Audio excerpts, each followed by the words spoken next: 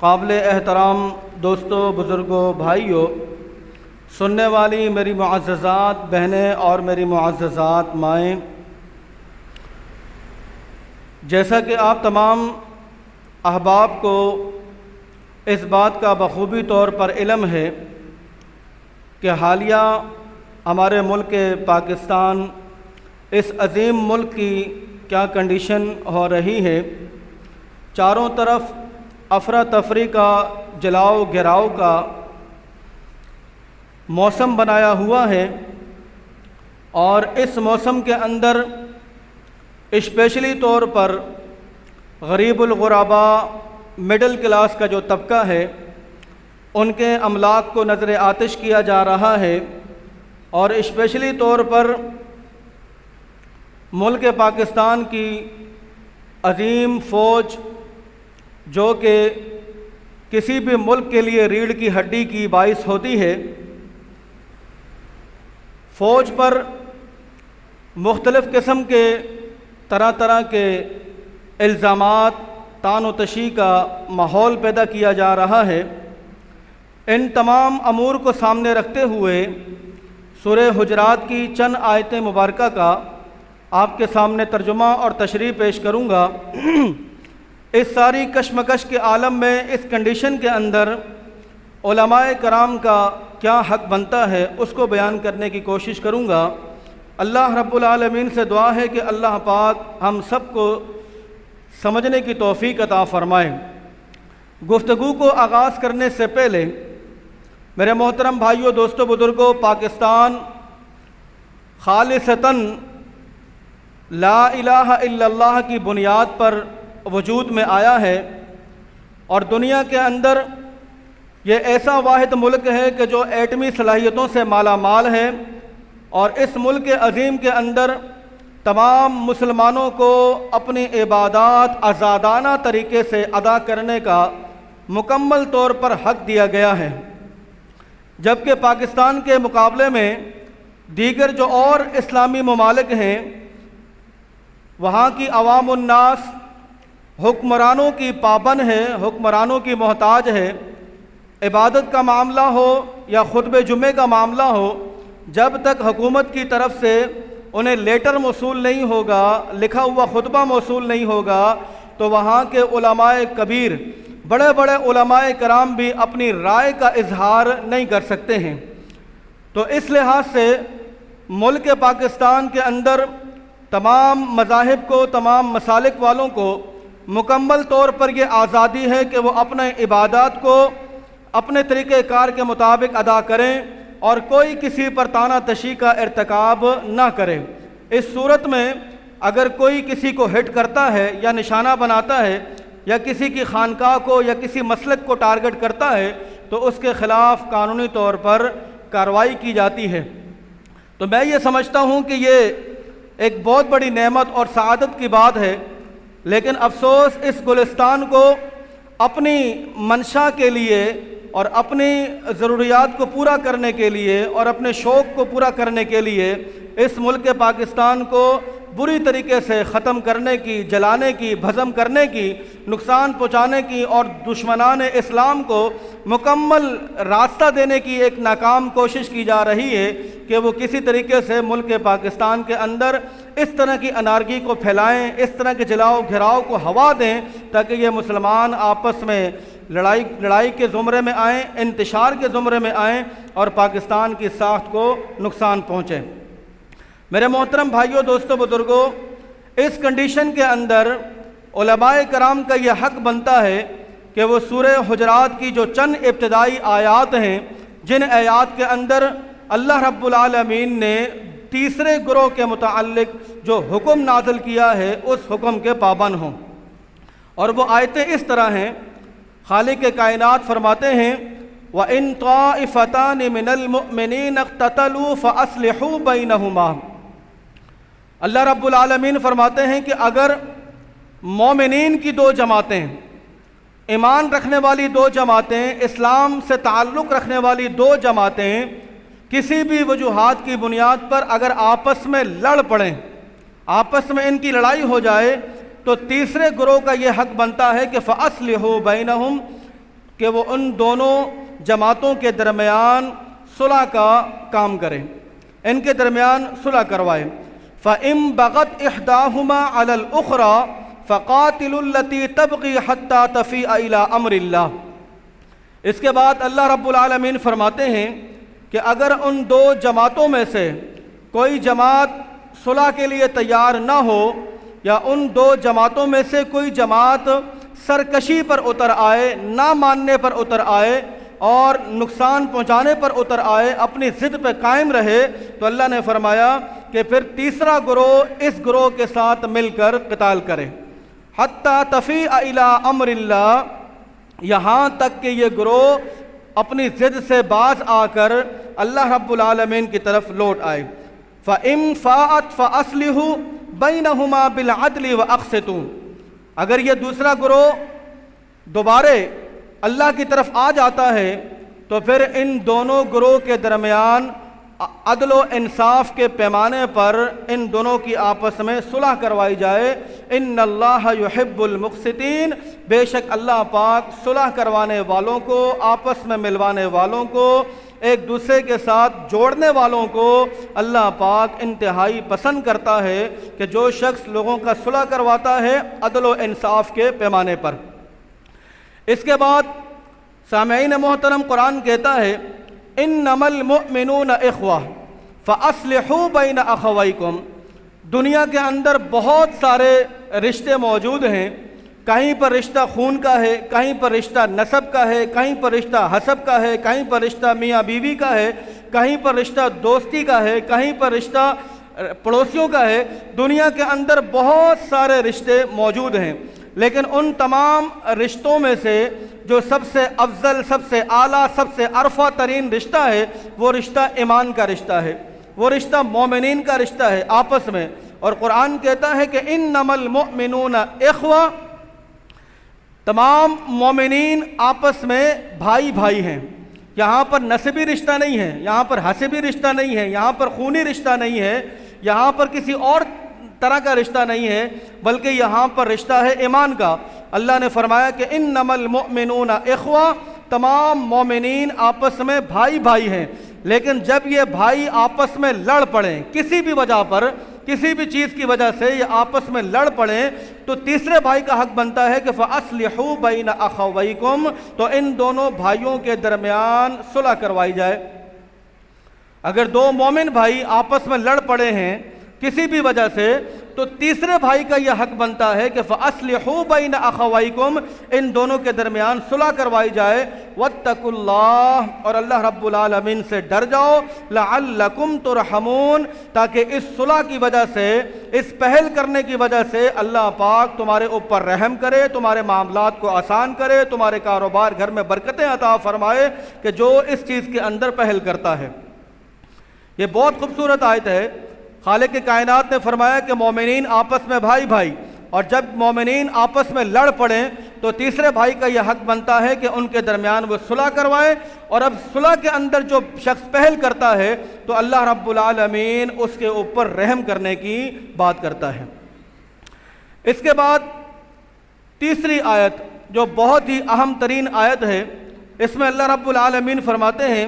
فرمایا کہ یا ایھا الذین آمنوا، اے ایمان والو، لا یسخر قوم من قوم عسى ان یکونوا خیرا منہم، کہ کوئی بھی قوم کسی قوم کے اوپر اپنے آپ کو فوقیت نہ دے۔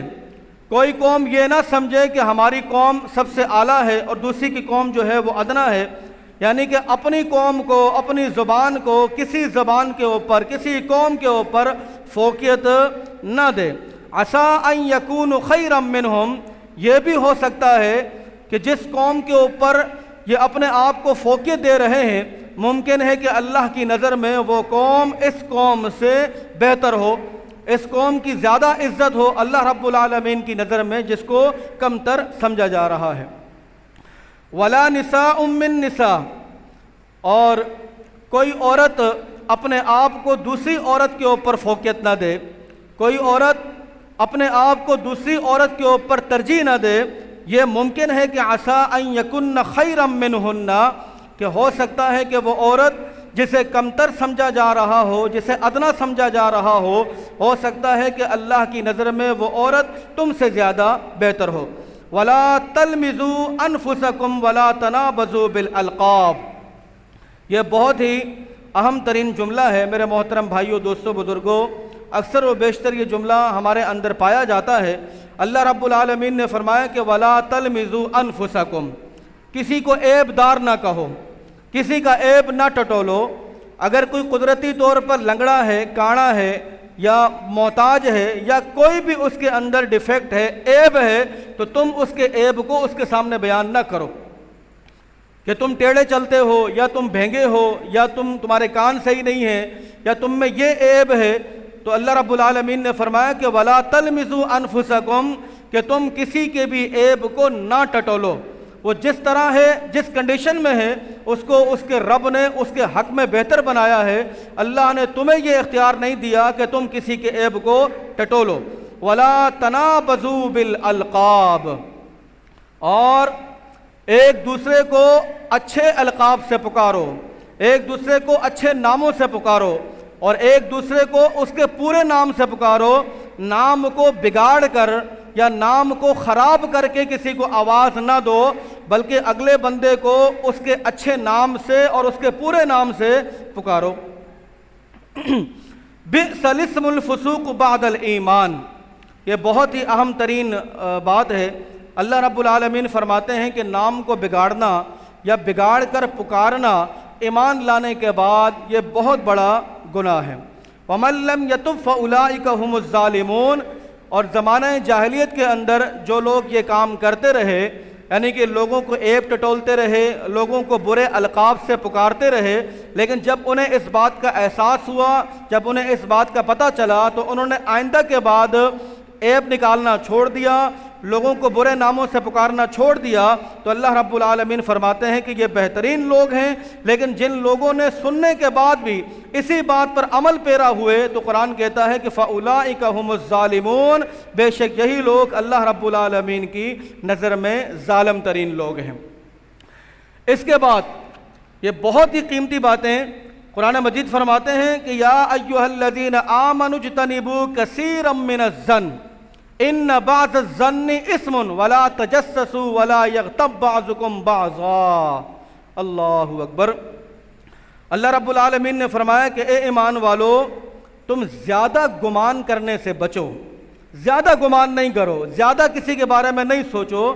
یعنی کہ کسی کے بارے میں یہ نہ سوچو کہ یار وہ کیا کرتا ہے، کیسے کرتا ہے، کہاں سے آتا ہے، کہاں جاتا ہے، پتہ نہیں ابھی کیا کر رہا ہوگا، ابھی یہ کر رہا ہوگا۔ تو زیادہ گمان کرنے سے اپنے آپ کو بچاؤ، زیادہ گمان نہ کرو۔ کیوں؟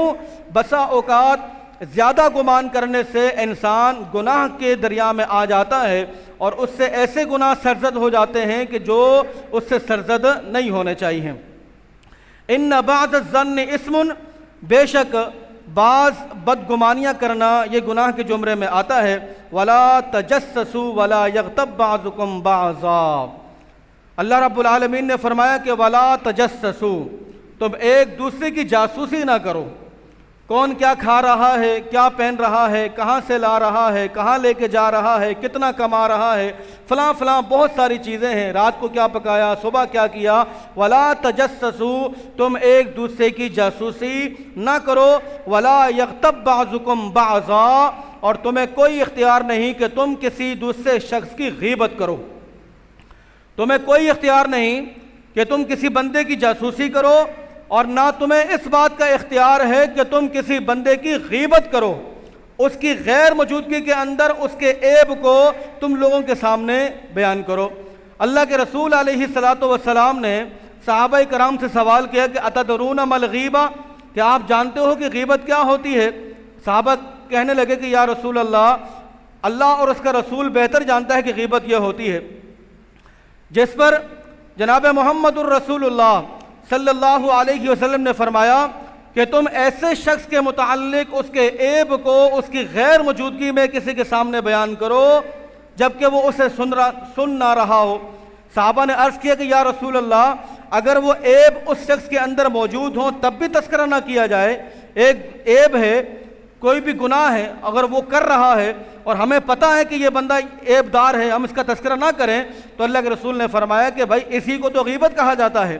کسی شخص کے اندر عیب ہے اور تم اس کی عیب کو اس کی غیر موجودگی کے اندر کسی کے سامنے بیان کرتے ہو تو اسی کو تو غیبت کہا جاتا ہے۔ اور اگر وہ عیب اس کے اندر موجود نہیں ہے اور تم اس کے بارے میں تذکرہ کر رہے ہو تو یہ غیبت نہیں، بلکہ یہ تو تم اس کے اوپر بہتان لگا رہے ہو، یہ تو اس کے اوپر الزام ہے، اور الزام کی بھی وہی سزا ہے جو غیبت کی سزا ہے۔ اس کے بعد اللہ رب العالمین فرماتے ہیں اَيُحِبُّ أَحَدُكُمْ أَن يَأْكُلَ لَحْمَ أَخِيهِ مَيْتًا فَكَرِهْتُمُوهُ، انتہائی یعنی کہ سخت ترین جملہ اللہ رب العالمین کا ایک سمجھانے کے لیے بیان کیا ان لوگوں کے لیے کہ جو غیبت کرتے ہیں، اپنے بھائی کی غیر موجودگی کے اندر اس کے عیب کو بیان کرتے ہیں، ان کے متعلق کہا گیا اَيُحِبُّ أَحَدُكُمْ، کیا تم میں سے کوئی شخص یہ پسند کرتا ہے کہ أَن يَأْكُلَ لَحْمَ أَخِيهِ مَيْتًا فَكَرِهْتُمُوهُ، کہ جس کی تم غیبت کر رہے ہو یا تمہارا اپنا سکا بھائی تمہارے سامنے حالت مردہ کنڈیشن میں ہو اور تم سے یہ کہا جائے کہ تم اس بھائی کا گوشت کھاؤ، تو کیا تم یہ پسند کرتے ہو کہ اپنے مردہ بھائی کا گوشت کھا لو؟ کیا تم یہ پسند کرتے ہو کہ مردہ بھائی تمہارے سامنے ہو اور تم سے یہ کہا جائے کہ اپنے مردہ بھائی کا گوشت کھاؤ؟ گویا کہ کسی کی غیبت کرنا اللہ رب العالمین کے اس فرمان کے مطابق اپنے مردہ بھائی کے گوشت کھانے کے مترادف ہے۔ اللہ نے فرمایا کہ فَكَرِهْتُمُوهُ، جبکہ اس چیز کو تم خود بھی ناپسند کرتے ہو، وَاتَّقُوا اللَّهَ، اور ڈر جاؤ اللہ پاک سے، ان اللہ تواب الرحیم، بے شک اللہ پاک توبہ کرنے والے بھی ہیں اور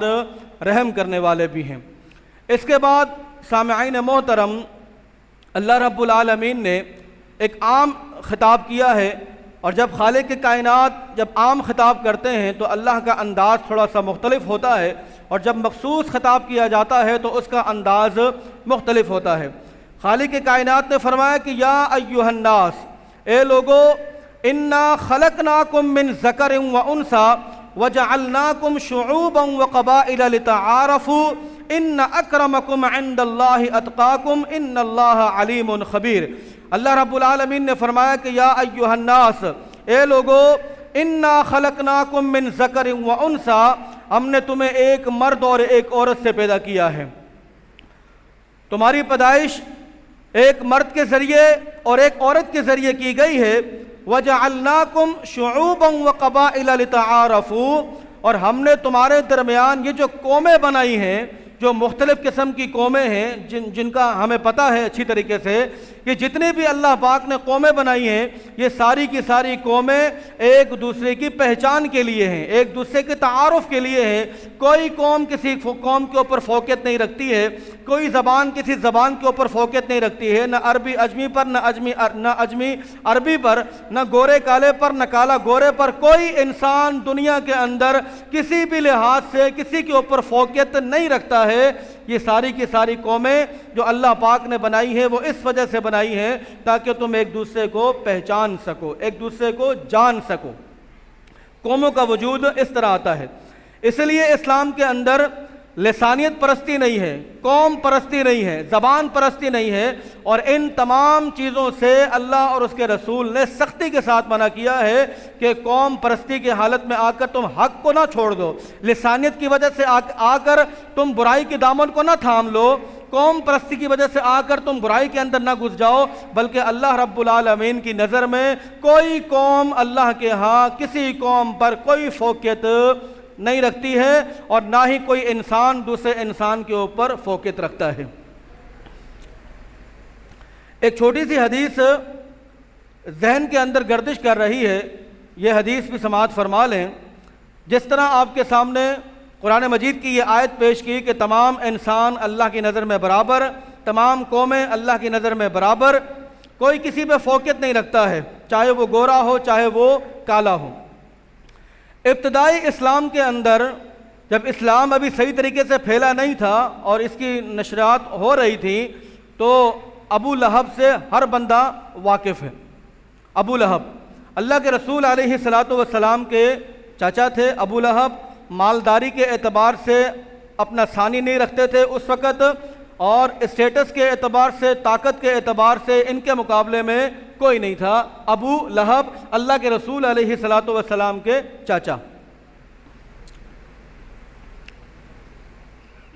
لوگ ابو لہب کو اپنی محفل کے اندر بلانا باعث مسرت سمجھا کرتے تھے کہ ابو لہب ان کی محفل میں آ گیا یا ان کی مجلس میں آ گیا۔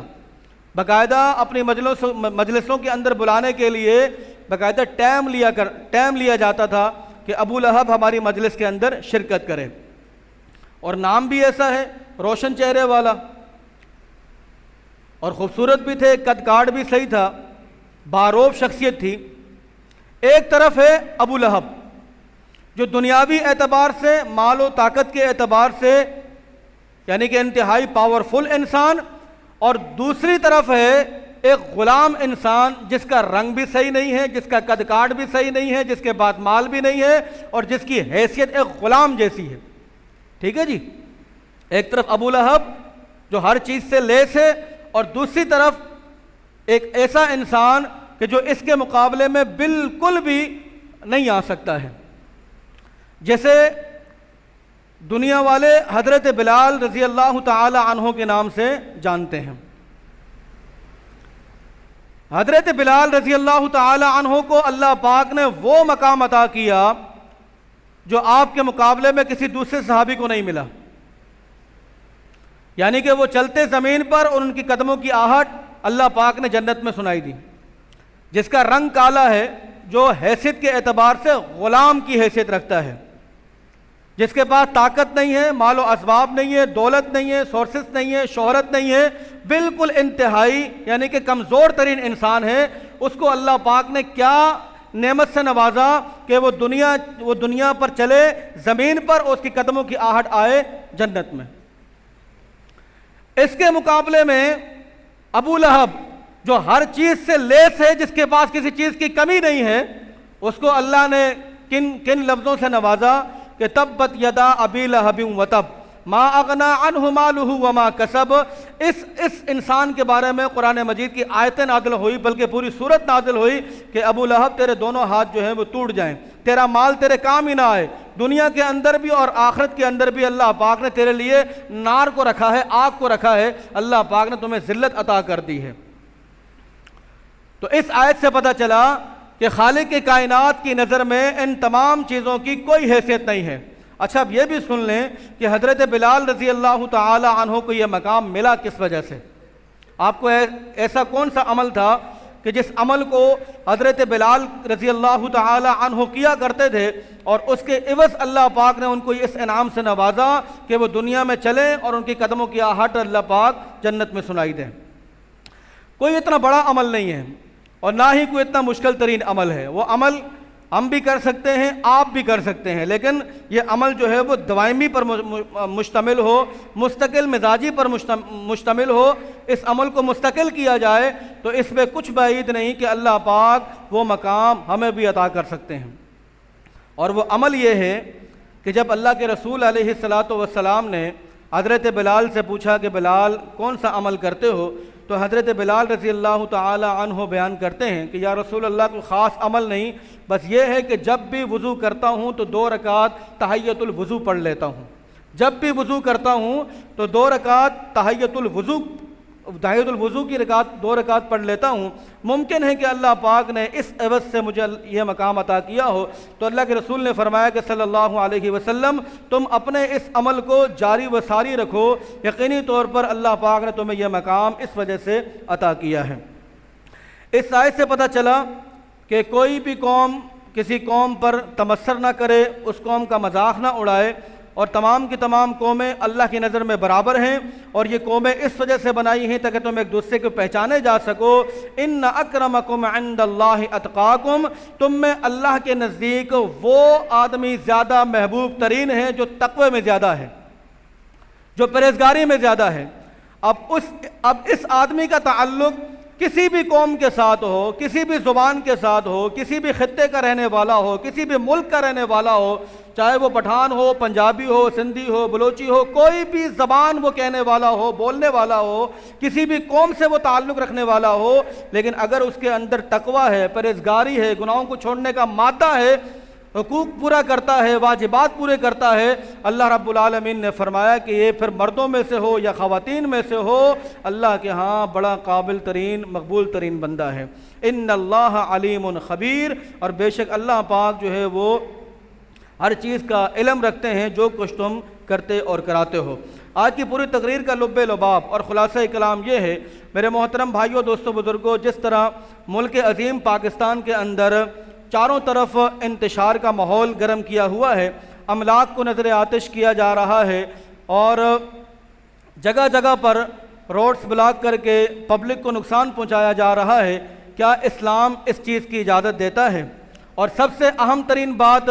ملک پاکستان کی جو افواج ہے، فوج کا ہونا یہ ملک کے لیے ایک باعث نعمت ہوتی ہے۔ ان ممالک کی خبر لیں جہاں پر فوج نہیں ہے، جن ممالک کے پاس فوج نہیں ہے ان کی زندگی کیسی گزرتی ہے۔ تو فوج کا احترام، فوج کے ساتھ نرم کا معاملہ رکھنا، یہ ہر شہری پاکستان کے لیے لازم ہے کہ وہ اپنی فوج کو خراج تحسین پیش کرے، ناجائز کلمات، برے القاب سے اپنی فوج کو نہ نوازے، بلکہ وہ اس چیز پر غور و فکر کرے کہ اگر فوج ہمارے درمیان نہ ہوتی تو ہمارا ملک اب ملک نہ رہتا بلکہ یہ ختم ہو چکا ہوتا۔ اور ملک کے اندر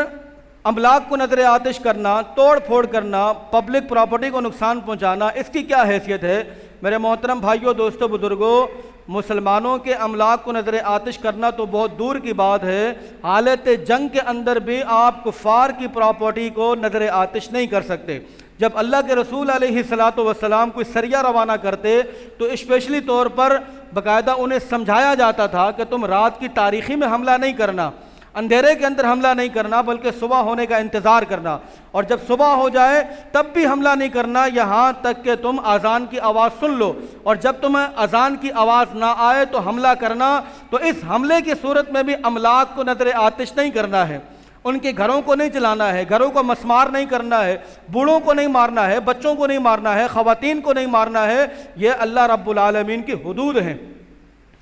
تو اسلام تو اس چیز کی بھی اجازت نہیں دیتا کہ آپ کفار کے مقابلے میں ہوں اور ان کے املاک کو نظر آتش کریں۔ تو ایک لمحے کے لیے سوچیں، کیا اسلام اس بات کی آپ کو اجازت دیتا ہے کہ آپ اپنے جائز حلال پیسے سے کمائی ہوئی عمارتوں کو یا کسی بھی چیز کو آپ اس کنڈیشن کے اندر نظر آتش کر دیں؟ کیا اسلام اس چیز کی اجازت دیتا ہے؟ قطعی طور پر نہیں دیتا۔ میرے محترم بھائیوں، دوستوں، بزرگوں، سورہ حجرات کا یہ بیان کہ جب دو مومنین کی جماعتیں آپس میں لڑ پڑیں تو تیسری جماعت کا یہ حق بنتا ہے کہ فَأَصْلِحُوا بَيْنَهُمَا، ان دونوں جماعتوں کے درمیان صلح کروائی جائے۔ اور اگر دونوں جماعتوں میں سے کوئی ایک جماعت باغیت پر اتر آئے، ضد بازی پر اتر آئے، تو پھر تیسری جماعت کا یہ حق بنتا ہے کہ وہ اس باغی جماعت کے ساتھ مل کر قتال کرے، اس کو سبق سکھانے کے لیے، حتیٰ تفیء الی امر اللہ، یہاں تک کہ وہ جماعت جو ہے وہ اللہ کی طرف لوٹ کر آئے۔ تو اللہ کے لیے اپنے ذہنوں کو بچائیے، لوگوں کی باتوں میں نہ آئیے۔ اس طرح سر عام فوج کو بدنام کرنا، فوج کو گالم گلوچ کرنا، فوج کو برے القاب سے یاد کرنا، فوج کے خلاف زیر سائی پھیلانا، میرے محترم بھائیوں، دوستوں، بزرگوں، اس میں ہماری ہی پستی ہے، اس میں ہماری ہی ذلت ہے۔ اس طرح جو دشمنان پاکستان ہیں، دشمنان اسلام ہیں، ان کو بھرپور طریقے سے موقع ملتا ہے کہ ان کو تو مارنے کی ضرورت نہیں ہے، یہ خود آپس میں لڑ مڑ کر مر جائیں گے اور ان کے ملک پر قابض ہم لوگ آسانی سے ہو جائیں گے۔ اللہ رب العالمین سے دعا ہے کہ اللہ پاک ایسے تمام شر پسندوں سے ہم سب کی گرفت فرمائے، اور ایسے وہ تمام لوگ کہ جو ملک کے اندر شر و فساد کو پھیلانے کی کوشش کر رہے ہیں، اللہ پاک ان کی گرفت فرمائے۔ وما علینا الا البلاغ المبین، والسلام علیکم ورحمۃ اللہ وبرکاتہ۔